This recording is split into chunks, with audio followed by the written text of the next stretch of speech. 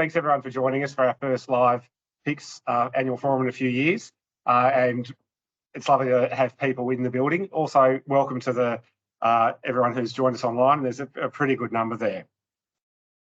So I'm Greg Wheeler. I'm the medical director of PICS and been so for the last 4 years. And I've had the joy of working both with Jane for many, many years when she was our manager, and now with Belle and Justine, who are an absolute joy to work with. So I'm very privileged. I just sit there and they tell me what they're doing, and I don't actually have to make any decisions. It's really nice.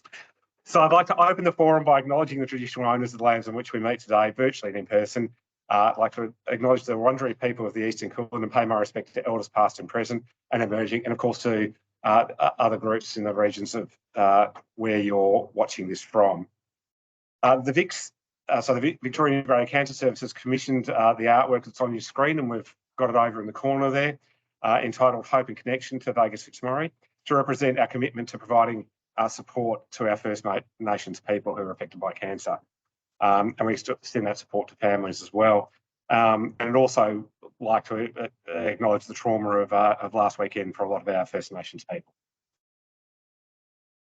So I'd like to welcome, sorry, my team's logo's in the way. I'd like to welcome our many stakeholders to the forum, including any parents of young people who've joined us today, particularly those who've joined in the projects we're hearing about today. Our health services stakeholder, the RCH, Peter Mac and the Monash Children's Hospital, our regional shared care partners. I don't know.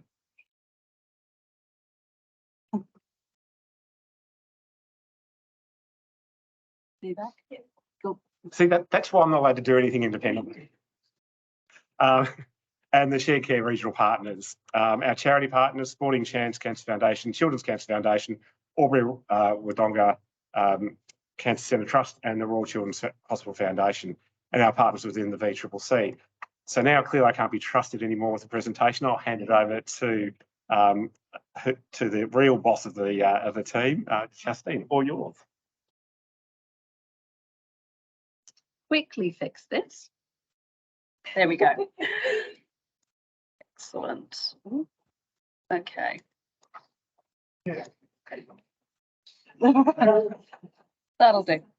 It is a happy face. Unfortunately, it has frozen completely in front of my nose. Okay, so the year in review.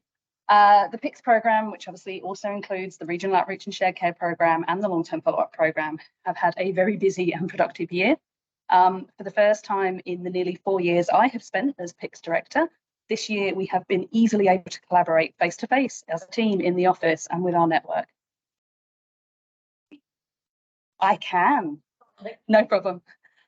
Today's forum focuses on the work that PICS and our stakeholders have all collectively achieved in the last year. Every PICS project involves our stakeholders, and I'm very proud to say that every PICS project also includes meaningful consumer engagement. Together, over the last year, we have developed new resources for staff and families to better manage the nutritional impacts of childhood cancer treatment, published the nationally endorsed Adolescent and Young Adult Optimal Care Pathway in partnership with OnTrack, the Youth Cancer Service based at Peter Mac. We've expanded our education delivery with new e-learning modules and a new procedural pain management workshop being delivered in regional health services. We've partnered with our adult counterparts in the VICS and the Australian Cancer Survivorship Centre to develop resources to support families at the end of treatment, navigating that return to normal life.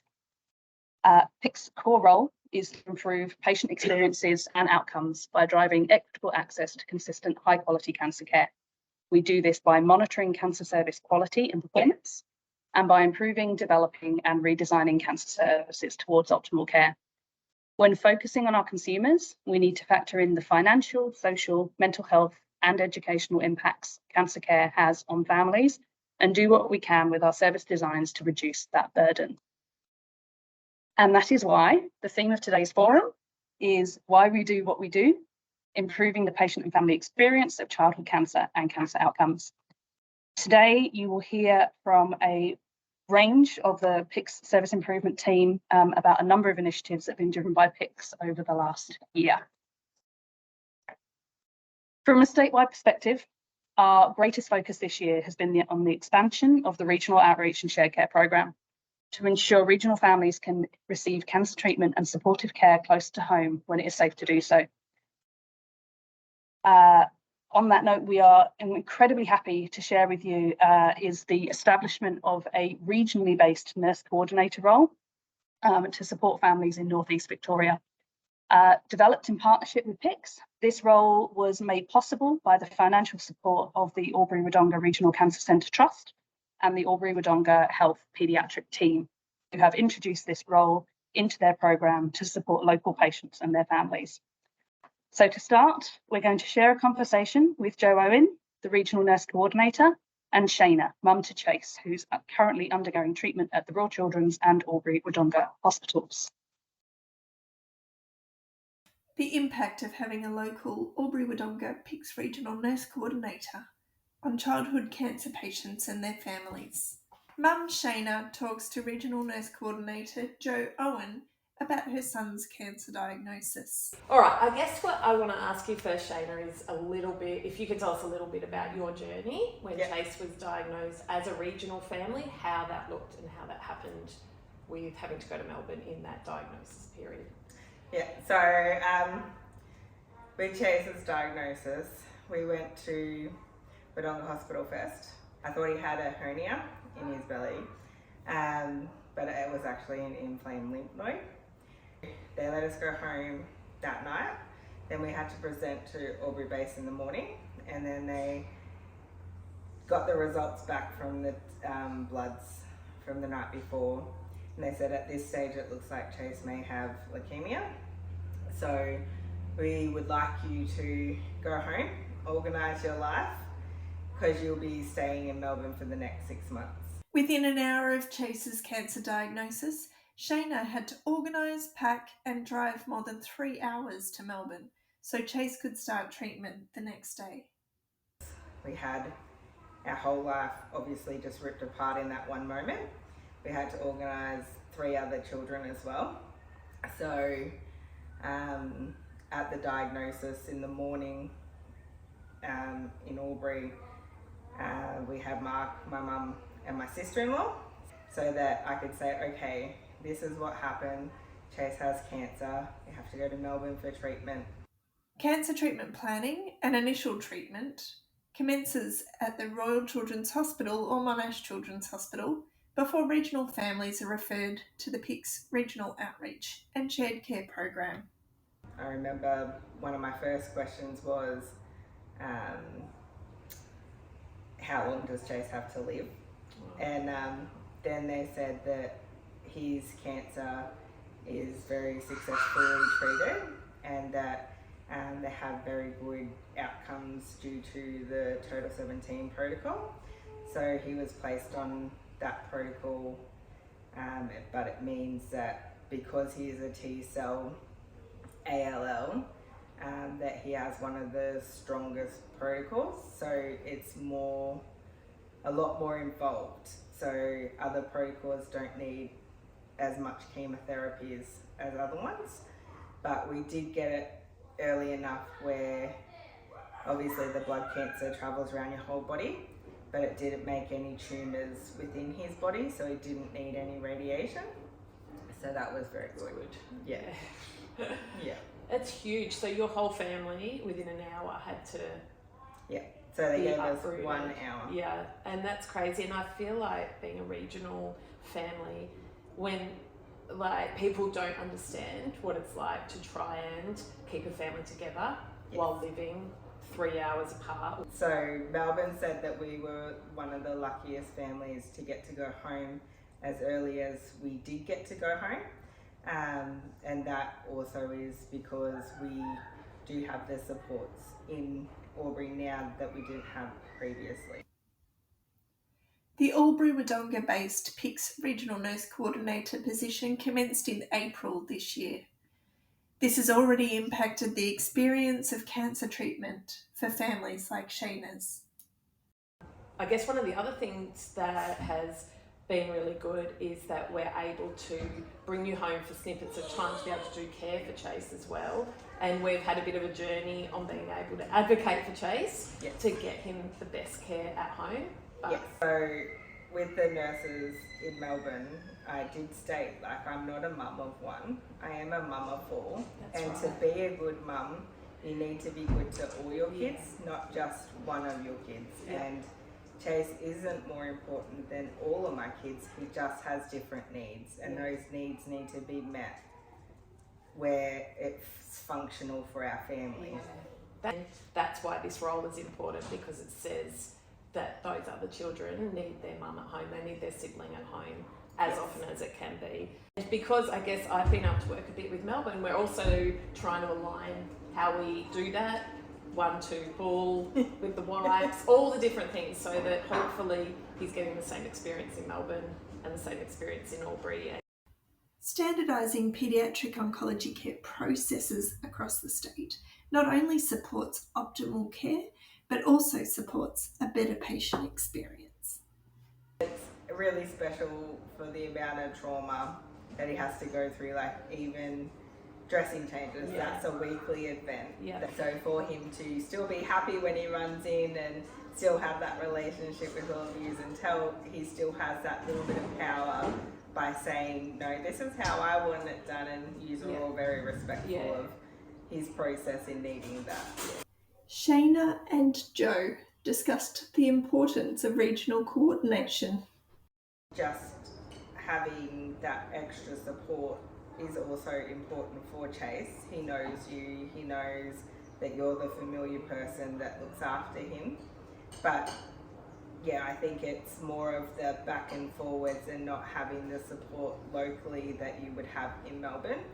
But I can't physically live in Melbourne to have that support, because I have 3 other children and my life is here, and their outcomes is just important as Chase's outcomes. 100%. And they have to go to school, we still have to have a roof over our heads, we still have to, like, life will still go on even after treatment. Yeah, that's so true. And even as I sit here, I can hear him playing. I think that, and like I just said to you, you've driven 3.5 hours yesterday afternoon to have 48 hours at home with your family together, and it's so worth it. And you know, I'm really glad that you can do that confidently, knowing that if anything does go wrong, and hopefully nothing ever does, but you know that you can do it and you'll be okay, no matter how that looks.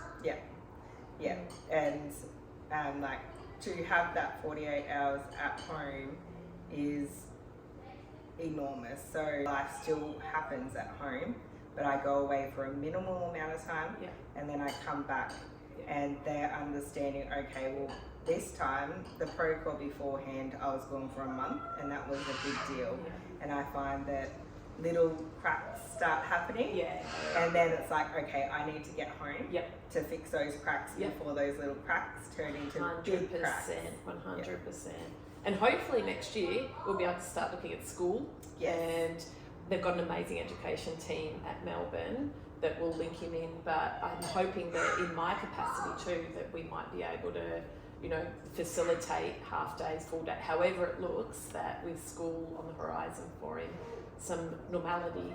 Kids aren't meant to be sitting still all the time. And when you are also travelling from Melbourne and back all the time, you know, they're in the car sitting for 4 hours, then you go to Dayonk and they sit for 6 hours while they have chemo. And then even if we're coming home just for the weekend, then it's another 4 hours in the car. And then by that time it's nearly bedtime, so he hasn't got to move for the whole day. Absolutely. And you're back. You get to sleep in your own bed. And that is worth gold. Yes, I remember when we first got through induction and that sort of thing, a lot of the support systems were offering holidays, and at that point I thought to myself, you know what? A holiday is me going home. I don't want to not be at home any longer than I don't have to be. True. And that is the whole crux of this program, is home, is we're trying to make home a possibility. Chase also wanted to tell us what he feels about being home in Albury. You want to take a photo? Yeah. Come on, I don't know if you're going to be able to see. Say hi.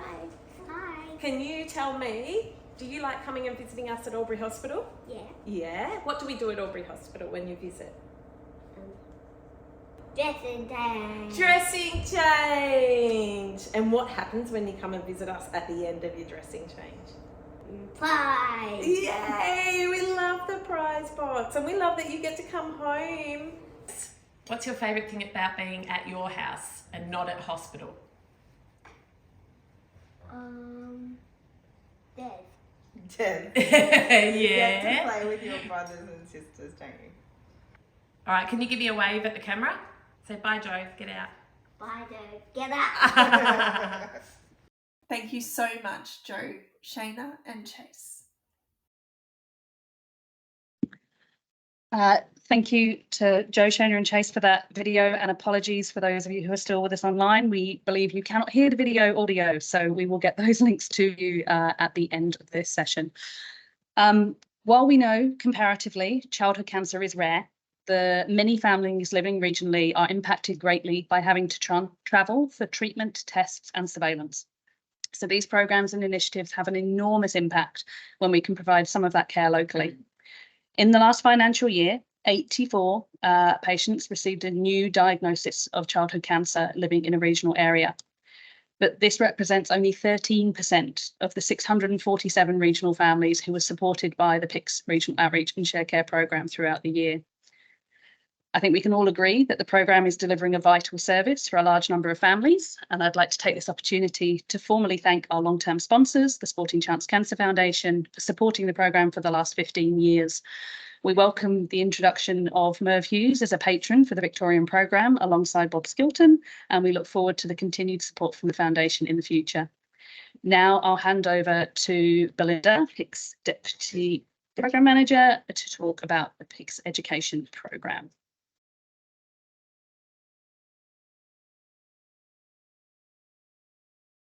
Thanks, Justine. Since its inception, PICS has been dedicated to improving patient experiences and outcomes by connecting cancer care and driving best practice in a wide variety of ways. Through our education program, PICS is committed to supporting families to have access to the information they need to understand what is happening to them. This year, we added a range of nutritional information and survivorship information to our library. Our suite of patient information sheets and videos are freely available via our PICS website and are also shared with the families through the Children's Cancer Centres at each site. In addition to the development of family-centred resources, we also support an extensive range of paediatric oncology-focused learning opportunities for medical, nursing and allied health staff. These include in-person multidisciplinary education and training sessions across the Royal Children's and Monash Children's Hospitals, our 9 regional shared care health services and in Tasmania. E-learning modules co-designed with our stakeholders covering a broad range of topics. These are available on EviQ Education via the QR code on the screen. This year, we added to the PICS e-learning suite with an antifungal prophylaxis module and have updated our radiation therapy e-learning module, which will be republished soon. Frameworks and guidelines, including optimal care pathways and the recently updated framework for continuing professional development for nurses working with children and adolescents with cancer. We are very proud to announce that this has received national endorsement this week from ANZCHOG, the Paediatric Oncology National Peak Professional Body. And supporting professional development through clinical placements and fellowships. Over the past 12 months, as part of our collaboration with the Australian Cancer Survivorship Centre, we've been facilitating clinical placements for allied health and practice nursing staff to observe our long-term follow-up program. And outside of that collaboration, we've been very pleased to welcome back the oncology medical fellows to observe the clinics and gain a broader understanding of life after cancer treatment for their patients. And finally, in 2023, we have recommenced our PICS Nursing Children with Cancer Fellowship. This is an exciting opportunity for 2 registered nurses each year to take a step away from their clinical role and experience all other aspects of paediatric oncology. This opportunity provides a great insight into the patient's journey away from the bedside and helps the fellow see where their future career could take them. Moving towards 2024, PICS is keen to reinvigorate plans to include a regional fellowship, the details of which are currently under construction. In the next 2 videos, which we will share after this, you will hear more about our regional education program from Chris Williams, our PICS regional outreach nurse, and then from Alice Greenslade, a registered nurse at Monash Children's Hospital, who is the first of 2 PICS nursing fellowship recipients for 2023. Hi everyone, my name's Chris Williams. I'm a nurse in PICS. I work in regional outreach. I'm sorry I can't be there tonight. What my role involves in PICS is I provide education to nurses, allied health, to medical teams. We have 9 centres around regional Victoria, and I also provide education down in Tasmania with Launceston and the team in Royal Hobart. And so some of that can be quite varied. It could be sitting in the emergency department in Traralgon. It might be providing a procedural pain management course in Ballarat, or it could be doing some foundations training in Albury. I think it's really important that we actually provide education on site to these local teams, because I guess the philosophy of PICS is around providing safe care as close to home as possible. And to provide that safely, we need to enable these teams to be able to do that. And so our philosophy from day one has not been about us going out and doing things, but about facilitating and enabling people to actually provide that care themselves. And when we do that, it builds trust, it builds confidence, and it builds competence. Building trust and capacity is really important for the family. They need to know that when they go back to their local regional centre, to their service, their hospital, the people know what they're doing. They need to know that they're following the guidelines. And I think building that trust works in many ways. So it gives the cancer team the trust to actually share the care, to promote the care and feel confident to do it when they see that, and we promote that and we talk about that. And the impact there for families is a given. The idea is what we're trying to combat here is the tyranny of distance. And having a cancer diagnosis is always an incredible challenge for families and children. But to do that from 350 kilometres away is going to another level. And that access to the right people at the right time is so important to actually reduce that burden of travel. Having families that can just have local care, they can go home and see their family, re-engage with school. One of the things we do in education as well is a low complexity chemotherapy program. And we're doing that in 5, and now we're opening into our 6th regional centre in Victoria. And providing that education is again about getting local staff collaborating with their adult team and actually looking at how can we provide chemotherapy closer to home. And some great examples we've had over the years has been families that have been needing weekly IV chemo. It might go for as long as 68 weeks. And to be able to do that locally is just a phenomenal change. When you've got a 700k return journey and you have to do it every Friday for the next 68 weeks, the mindset of some families is very, very challenging. And what am I going to do and how am I going to achieve that? And to be able to say, well, that's the kind of chemo we can give locally is just like a game changer. So, you can't do that without the education, without the support, and being on site is critical. And doing it in their real time, it really engages a lot more people. So a good example of that was down in the Gippsland, where I was able to just sit in the trauma bay. I sat there all day and we got about 60 staff through, on accessing guidelines, managing fever and neutropenia.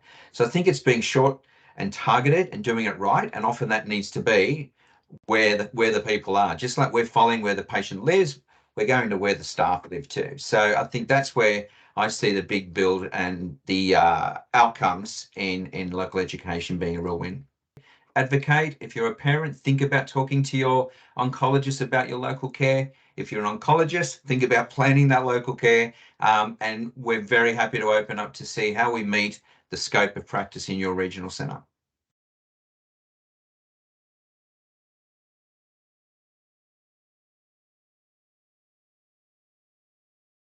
Why did you apply for the PICS Nursing Fellowship?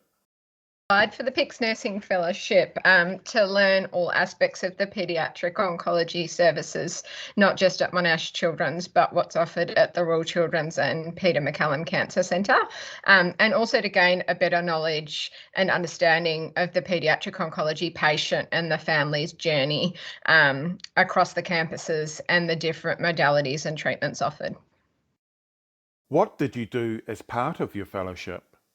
I spent roughly a week at Peter MacCallum Cancer Centre and the remaining time at the Royal Children's Hospital, observing and shadowing different people across all areas of paediatric oncology at both campuses. What were your 3 most valuable experiences? Time spent at Peter MacCallum Cancer Centre, working with the paediatric CNCs through the radiation area for our paediatric oncology patients, but also the adolescent and young adult area, which is called On Track there. I guess my second would have probably been working with the bone marrow transplant and CAR T CNCs at the Royal Children's Hospital, because we have such a shared care aspect with our patients at Monash that go over to the Royal Children's for transplant, that I found that amazing and really relevant to our patients, and gave me a better understanding of their journey and the care that we provide. And then I think my third most valuable experience would have been the time I spent in the flow cytometry lab at the Royal Children's, because I felt like that was a real behind the scenes look into cell therapy that many people don't get to experience. And I got to follow some patients from Monash who were over at the Royal Children's giving their cells in the apheresis space, and then follow them to the flow cytometry lab and see what happens. How do you think the fellowship benefits patients and families? Personally, I think it gave me a greater confidence and understanding to speak with families who may be asking questions about what their time at the Royal Children's or Peter MacCallum Cancer Centre for transplant and radiation might look like. And I think that would allow the families to be better prepared and more at ease with the process and transfer if we as nurses can give them a little bit more information about what it's going to look like. Following a successful placement, Alice will work on an improvement project for the Monash Children's Cancer Centre to complement the experience. Holly Wilson from the Royal Children's Hospital has started her nursing fellowship this week with PICS. We wish to express a big thank you to all the teams who have hosted and supported the PICS Nursing Fellowship this year. Thank you to Belinda, Chris and Alice for those updates on the PICS education programme. Next up, we will hear from PICS Service Improvement Lead, Georgia Taylor, about a consumer co-design project that PICS delivered in collaboration with members of the Youth Cancer Action Board, focusing on the nutritional needs of adolescents and young adults in cancer treatment. Hi, my name is Georgia Taylor. I'm the project lead on the PICS Nutrition During Treatment and Beyond project. And today I'm going to be talking to you about the co-design of a resource to promote the critical role of nasogastric tube feeding in cancer treatment amongst adolescents and young adults. In 2021, PICS undertook a project to explore nutrition services in paediatric cancer care in Victoria. The scoping exercise identified current gaps and opportunities for improvement. Based on the findings, a working group including dietitians from Monash Children's Hospital, Peter MacCallum Cancer Centre and the Royal Children's Hospital commenced Phase 2 of the project with the aim of meeting 3 key objectives. This presentation focuses on the first objective, which was to co-design a tailored resource for adolescents and young adults that acknowledges the critical role nasogastric tube feeding can play in improving outcomes during cancer treatment, and a guide for healthcare professionals in providing preemptive education and support to patients. Findings from the scoping phase that led to this objective included dietitians described a prevalence of opposition to NG tube feeding amongst the AYA cohort. Consumer consultation suggested negative connotations regarding NG tube feeding. And currently, there is a lack of developmentally appropriate information for AYA regarding NG tube feeding in Victoria. So what did we do? To guide resource development, the working group engaged AYA cancer survivors from the Victorian and Tasmanian Youth Cancer Action Board, an advocates group. Members were invited to complete a survey and take part in a workshop to share their lived experiences, knowledge, and perceptions of NG tube feeding. Healthcare professionals from Victorian Cancer Services providing AYA care were invited to complete a survey regarding their understanding of NG tube feeding and their confidence supporting patients. What did we find? The AYA survey and workshop revealed 6 key themes based on experiences with NG tube feeding, including unmet information needs and misassumptions, fear and distress regarding the insertion procedure, vomiting, and the need for reinsertion, appearance concerns, impact on day-to-day life, impaired mental health, and change of perceptions and appreciation at the completion of treatment. Adolescents and young adults identified key messages for the resource, with consensus that a video featuring survivors sharing their experience alongside healthcare professionals reinforcing information was the most suitable format. Healthcare professionals reported confidence in their knowledge of NG tube feeding and its rationale, but less so in describing practical needs. For example, when to initiate discussions, how to support AYA concerns, or seeking more information. What did we do with these results? Findings from the engagement work revealed that AYA need to be appropriately supported by their care team with timely education, pain management, acknowledgement of their concerns, and psychosocial support. To develop the video, the working group invited YCAB and YCA members to speak to camera about their experiences. 4 young people volunteered their time to share their story. The volunteers were involved in the development of the questions they would be asked during filming and provided feedback regarding the information that would be delivered by dietitians. After filming and editing of the video, all members of YCAB and YCA, along with the key clinical stakeholders, were asked to provide feedback on the draft version. The Fueling the Future, a guide to nasogastric tube feeding video, launched across Victorian healthcare services providing AYA cancer care in July 2023, alongside the supporting healthcare professional guide. In 2024, a formal evaluation will be completed to determine the impact of the video on AYA knowledge and perceptions of NG tube feeding. I will now play a short clip from the video. The full version is available to watch on the PICS YouTube account via the QR code on the screen.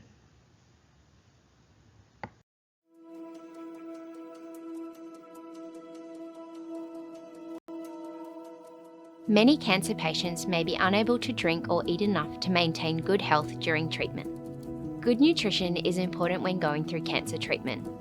Being well nourished helps you feel better, promotes treatment tolerance, and improves the overall healing process. The pressure to eat and drink enough and manage different medications during treatment can be stressful and emotionally draining for some patients. Not feeling hungry and feeling nauseous after chemotherapy and radiation can contribute to poor nutrition. I am really grateful for tube feeding. Nutrition is really important because it helps strengthen our body, both physically and emotionally, but also assisting you in the recovery as well. I have to say the benefits do outweigh that feeling of being uncomfortable. It was an absolute lifesaver. Following the launch of the video, I caught up with Claire, who features in the resource, to talk about her experience being involved in the project and her experiences as a consumer advocate. Here is what Claire had to say. What is the best part about being involved in projects as a consumer advocate? Yeah, feeling like I'm able to use my cancer experience to like positively impact other cancer patients' lives. Like it's really, really rewarding knowing that like I'm able to use what was like the worst experience of my life to like positively affect others, especially other like young people like me. And sort of like finding a little bit of like maybe like meaning or like purpose almost with my experience. Yeah. Why is it important that the voices of adolescents and young adults are listened to when working to improve the care they receive during and after cancer treatment? I think it's really important because we have, as young patients, really a unique perspective on what it's like to, you know, being the ones that are going through these treatments and these like medicines and experiences basically where, you know, people like clinicians or the doctors or even like carers and parents, they just can't understand on the same level that like that we can.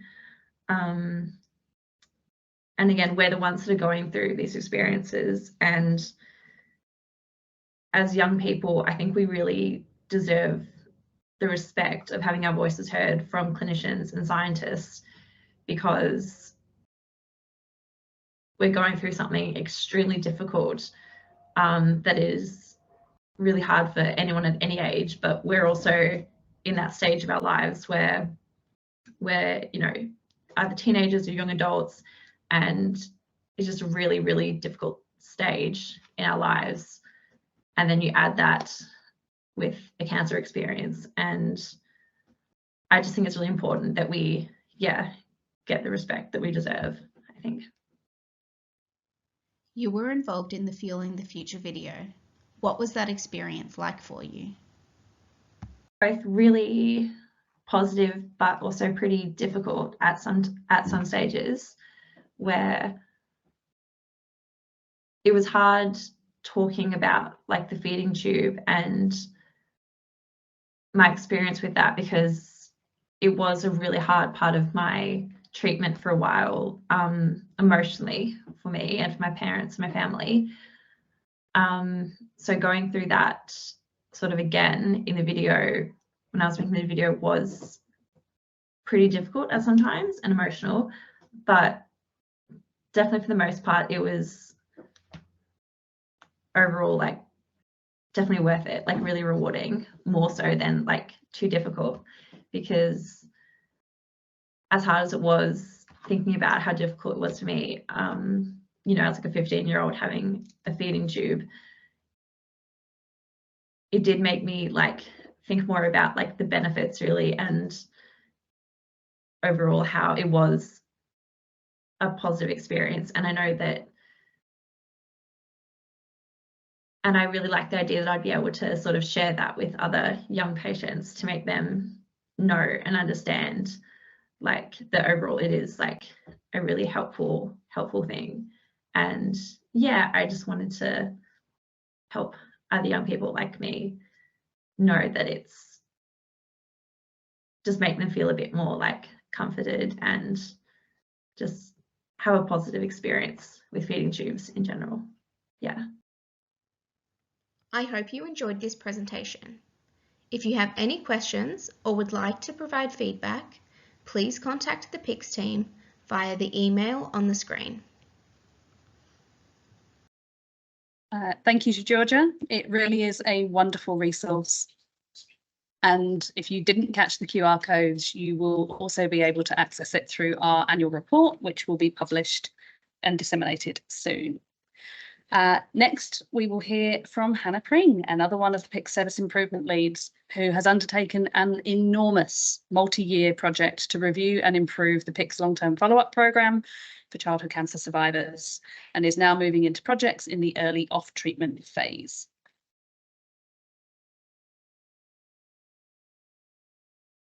Hello, everyone. So I'm going to spend the next 10 minutes or so talking about the implementation of some recommendations from a full service review that we did of the long-term follow-up programme, and in keeping with the theme, the reasons why we've undertaken this work.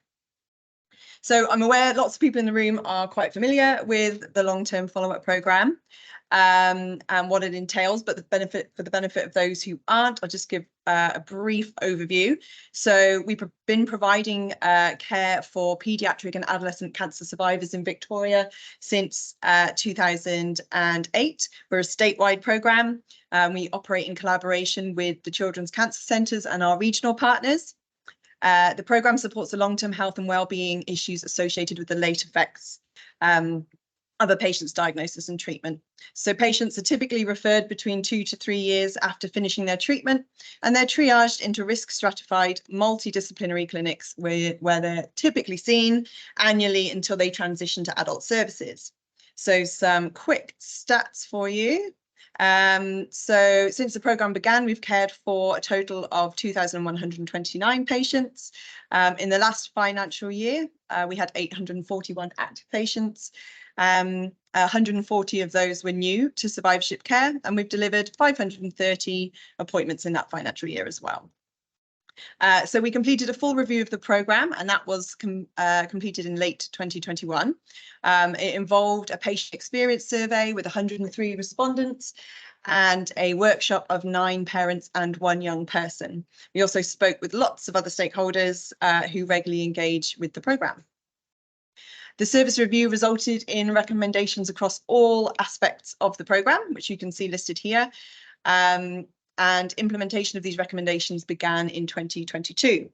So for the purposes of today, we'll just focus in on some of the initiatives linked to improving transition into the programme, but there's also some crossover with administration, collaboration and data initiatives as well.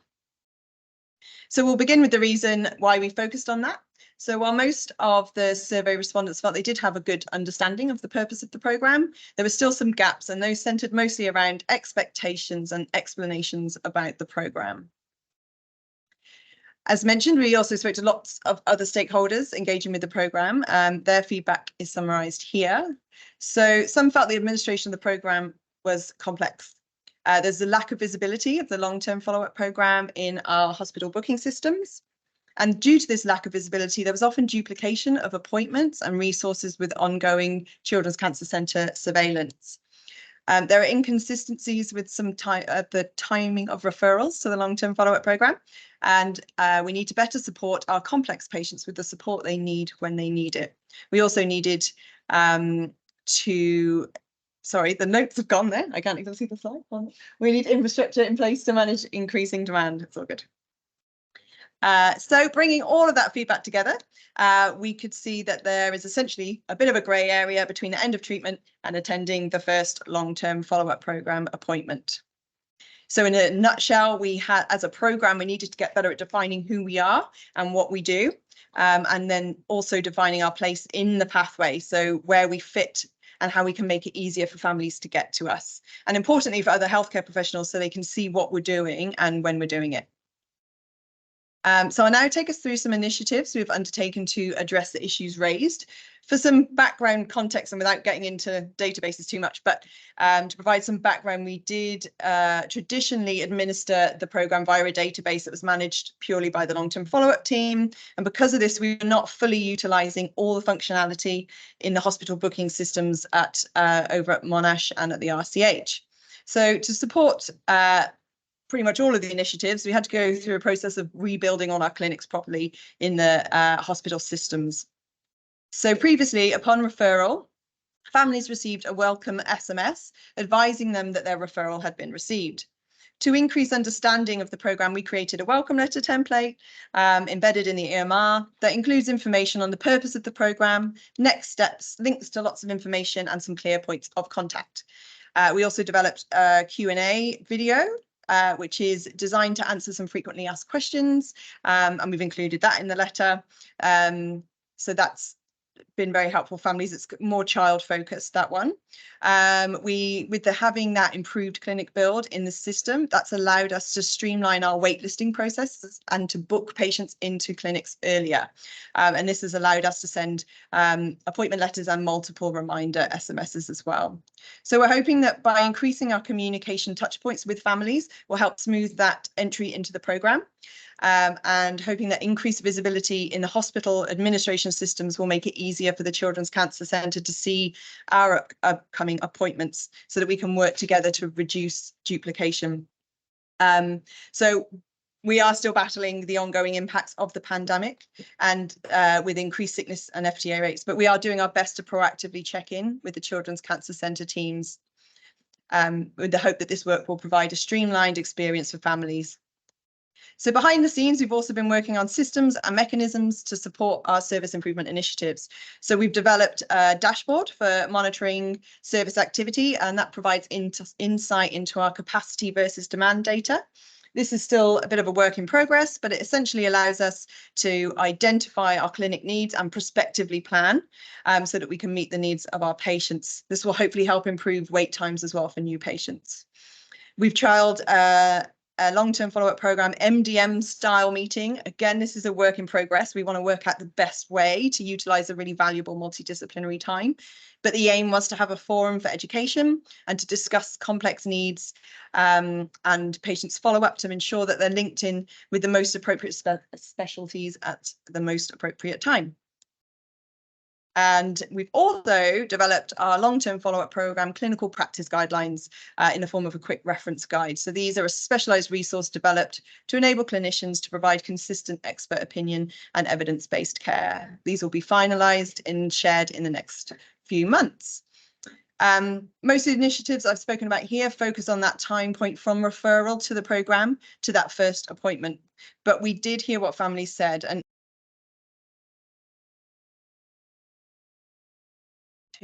as one workshop participant put it, once you leave that island of cancer, yes, it's a relief, but it's choppy waters before you get anywhere.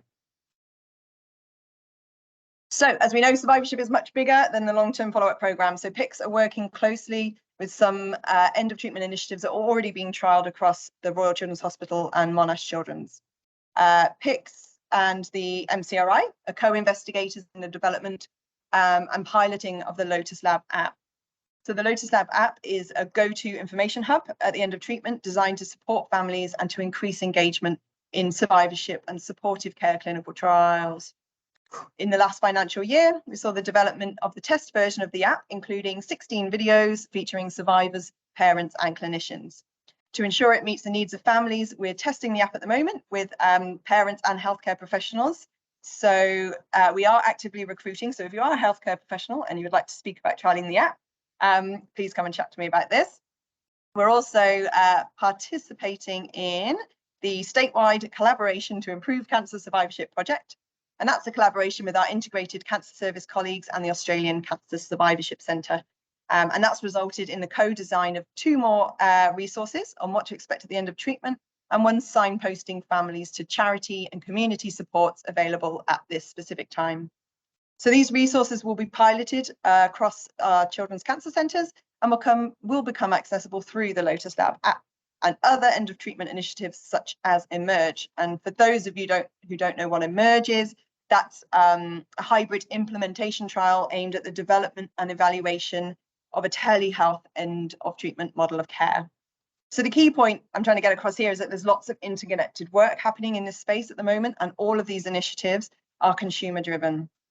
They allow for timely provision of psychosocial screening and tailored information support after treatment, bridging gaps and meeting those unmet information needs. Importantly, for the long-term follow-up programme, they also provide opportunity to share information about the programme and helping prepare families for next steps and empowering them in the management of their future health. So in summary, we focused on these activities because families and healthcare professionals have told us that they are important.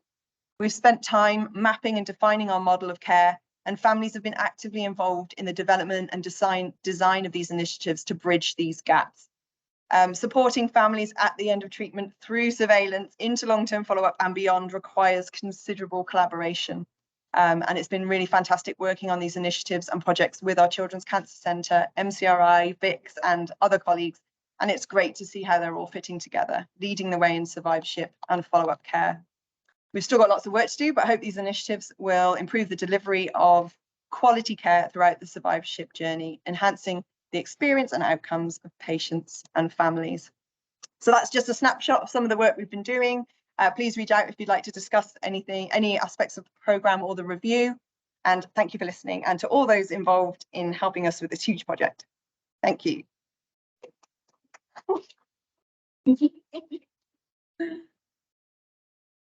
Excellent. Okay, we are running ever so slightly behind time, so I will be quick with this last section. So thank you to Hannah and to the whole long-term follow-up team for all the hard work they've done in the last 3 years to improve the programme. Regarding the Lotus Lab app, we're very excited to see the first consumer feedback on the pilot of the app being incredibly positive. So congratulations to the whole project team there. And we do have one final presentation for today, which is a piece on the Monash Children's Cancer Centre Improving Donor Oncology Scheduling Project. Given that the people online can't hear this anyway, I'm going to hold that one over and we will include the video in the recording because I do have a few next steps that we'd like to go through. So that was our year in review. I hope you've heard about projects and resources that you can utilise yourselves or share with colleagues, patients and families. What's next for PICS is another large volume of service improvement projects that we'll be working on over the next 12 months. As a member of the Victorian Paediatric Cancer Consortium, we are developing the Victorian Childhood Cancer Outcomes Registry. This is going to be a platform designed to bring together data across the whole childhood cancer pathway, from diagnosis to treatment into surveillance, survivorship and late effects management.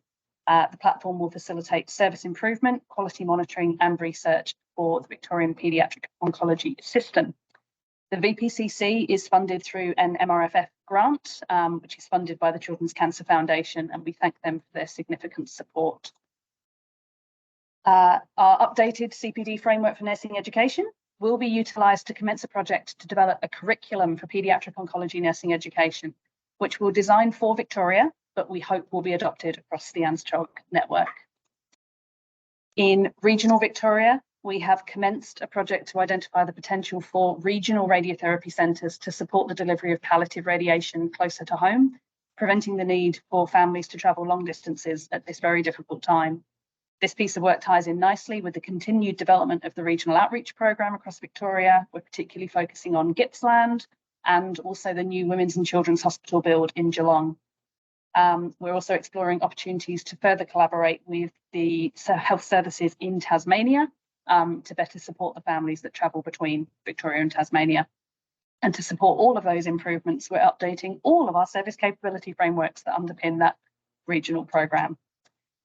We'll continue the work with Maria McCarthy's team to launch the Lotus Lab app. We will be working with our partner health services in working towards optimal care for adolescents and young adults in line with the optimal care pathway. And we'll be working on our own internal data services to implement the VIX data strategy. So that's it. Thank you very much. Thank you for everyone for attending. Apologies to those online and a particular thank you to my entire team. I'm incredibly lucky to work with you all, such a talented group. And I'm very grateful for all of your work in making PICS a success. So thank you.